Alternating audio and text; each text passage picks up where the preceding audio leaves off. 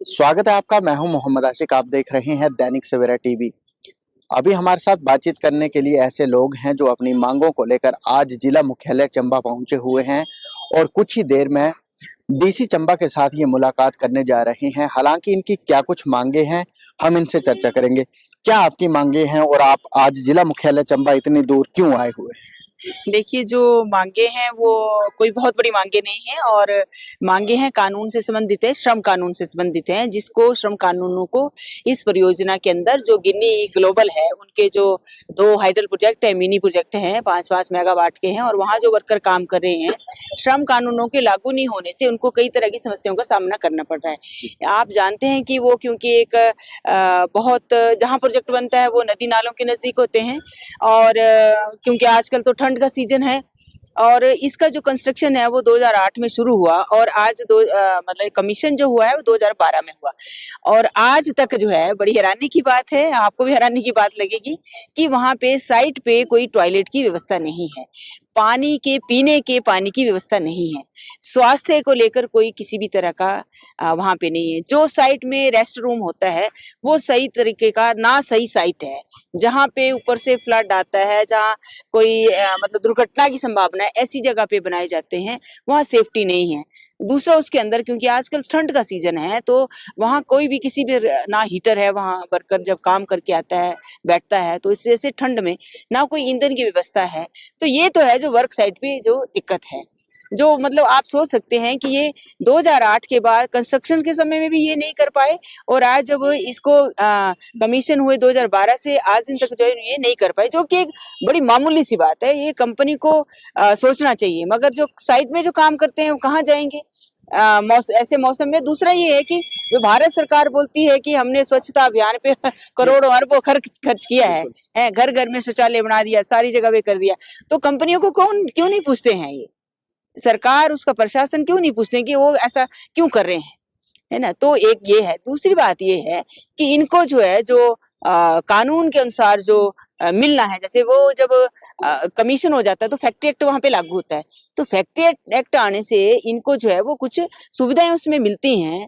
वहाँ रहने की व्यवस्था होनी चाहिए, आने जाने की शिफ्ट की गाड़ी होनी चाहिए, जो उनको ड्रेस है वो मिलना है ना, सर्दी का मौसम है जैकेट मिलना है, शूज मिलना है, ये सारी चीजें हैं। तो शूज अभी बात करेंगे 3 साल के बाद शूज देते हैं, जबकि वो साल में 2 बार मिलना है, वर्दी साल में 2 बार मिलना है ना। जैकेट जो है वो नहीं देते हैं, अभी सर्दियां हो जाएंगी, फरवरी में बात करेंगे। बोनस जो कानून के अनुसार मिलना है उसके तहत नहीं देते, फिक्स कर दिया 7,000 रुपया, ये कहाँ का कानून है। इसके साथ में जो इंक्रीमेंट इनको दी जाती है वो इंक्रीमेंट जो है वो भी मतलब समय पर नहीं मिलती। इस साल की तो मिली नहीं है, अब अगला साल 26 आ गया, 25 की नहीं मिली, पिछला एरियर भी नहीं देंगे, अगले साल के करेंगे तो उसमें वेतन में आप देखिए वो तो हर साल मिला, 1 साल का तो खत्म हो गया उनका। तो ये इस तरह की जो मुख्य रूप है ये इनकी वो है।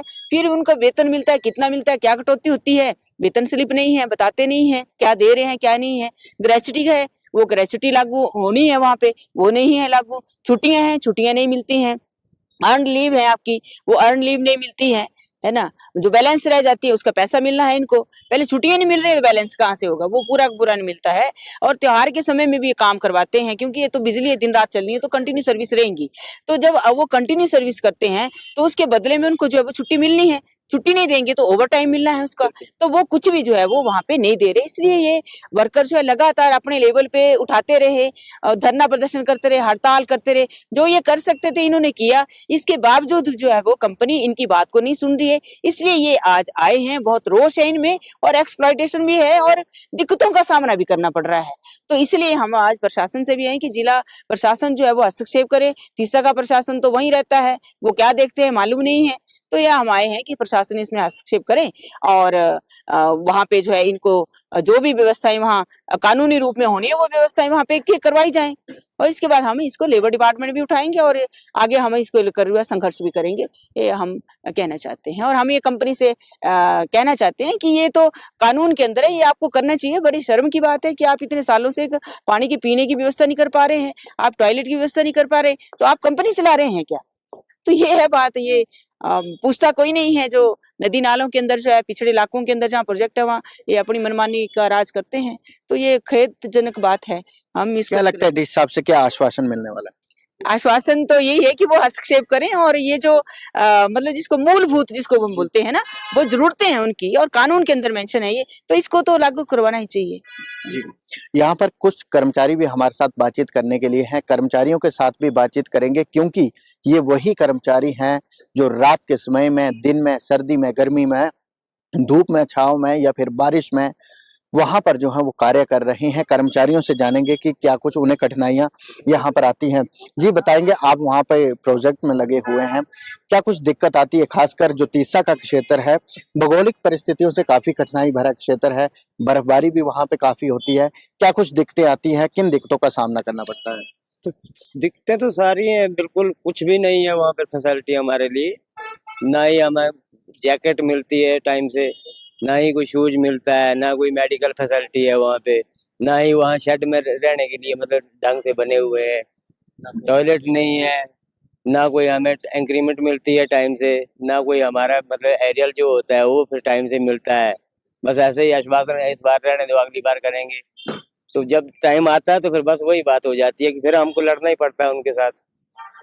कंपनी के वहाँ पे मैनेजर होते हैं, कभी आपने मैनेजर के साथ इस तरीके की डिस्कशन नहीं की कि हमें इस तरह की दिक्कतें आ रही है? हर तरह की डिस्कशन हम अपने लेवल पे करते रहते हैं। 25-25, 26-26 दिन वहाँ पर बैठते हैं, धरना भी करते रहते हैं, तो कोई सुनवाई नहीं होती है हमारी वहाँ पे।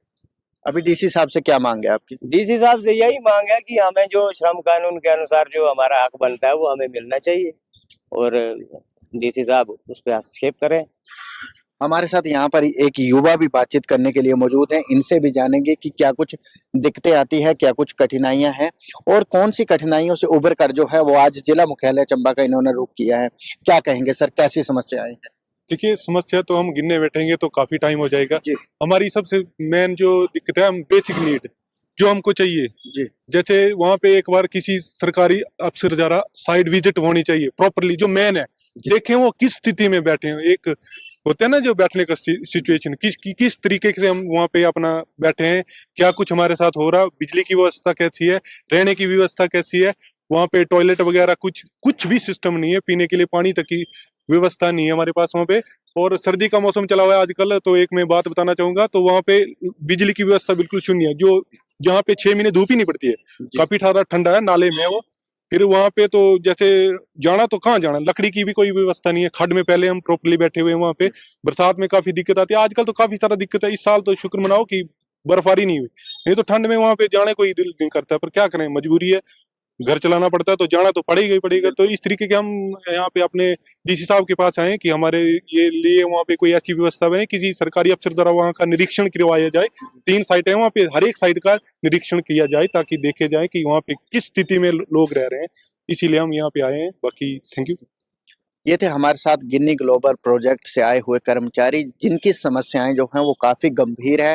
हालांकि इन कर्मचारियों का कहना है कि जहां पर ये अपनी सेवाएं देते हैं वहां पानी की उचित व्यवस्था नहीं है, बैठने की व्यवस्था नहीं है। हालांकि सर्दियों का मौसम है और सर्दियों के मौसम में इन्हें जो है वो काफी कठिनाइयों का सामना करना पड़ता है। अब ये डीसी चंबा से गुहार लगा रहे हैं कि साइड विजिट किया जाए, प्रशासनिक अधिकारी जो हैं वो मौके की रिपोर्ट तैयार करें, मौके पर आए और वहां की जो स्थिति है उसे जानने की कोशिश करें।